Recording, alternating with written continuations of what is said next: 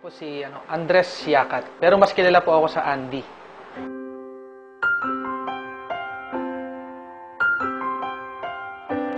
Pinanggalingan kong pamilya, hindi naman ganoong kayaman. Sabihin natin na nakakaraos araw-araw, ang nanay ko tindera sa palengke, ang tatay ko naman magsasaka.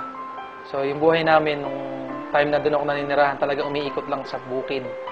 Bukid, pagtitinda. So doon ako nabuhay.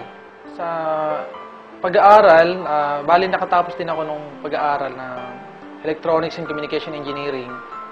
Sa 4 na magkakapatid, ako lang yung nagkaroon ng pagkakataon na mapag-aral. Kaya natapos ko,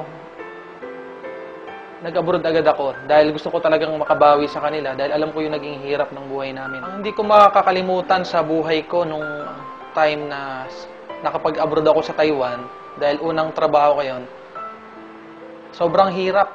Naranasan ko doon yung magtrabaho ng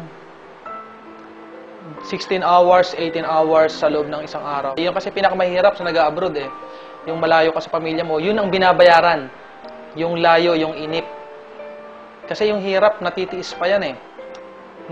Pero yung, alam mo yun, yung pangungulila sa pamilya, yun yung isa sa pinaka hindi ko malilimutan sa buhay. Sa Taiwan, ang laki ng pagkakaiba. Kasi noon, papasok ako ng alas 7 ng umaga, uwi ako ng alas 7 ng gabi.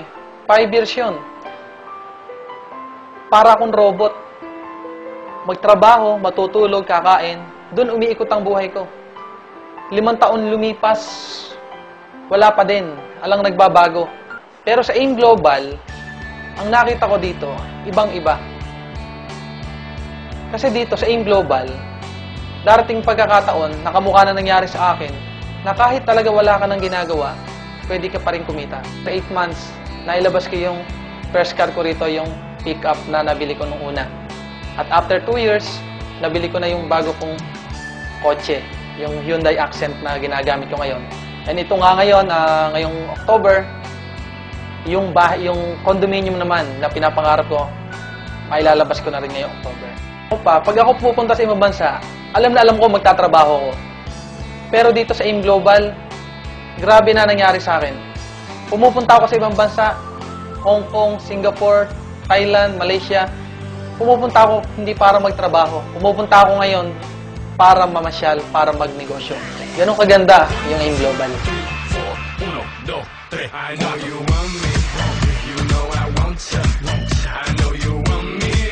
You know I want you. I know you want me. You know I want you. I know you want me. You know I want you. 1, 2, 3, 4. 1, 2, 3, 4. Rumba. Ella quiere su rumba. Rumba. Ella quiere su rumba.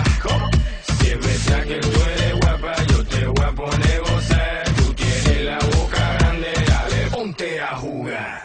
1, 2, 3, 4. 1, 2, 3, 4. Salamat sa company sapagkat sa nangyari sa buhay namin, sa aming mag-asawa, na nakasama ko siya ng lagi na, hindi ka mukha dati na pinupuntahan ko pa siya sa Singapore.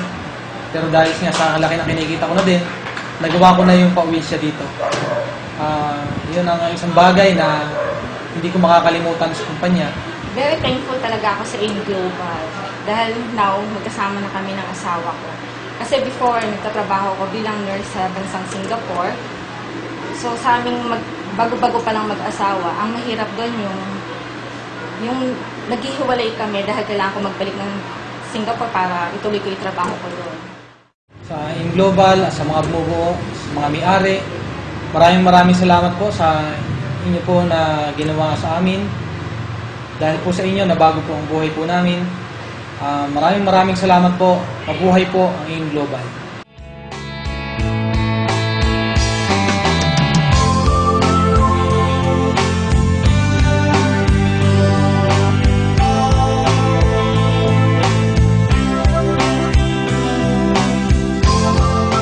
Pagka ginusto mo ang isang bagay, makakagawa ka ng paraan. Wala sa galing o talino. Ang importante pala, kung talagang walang-wala na mapagkukunan, kahit ano gagawin mo.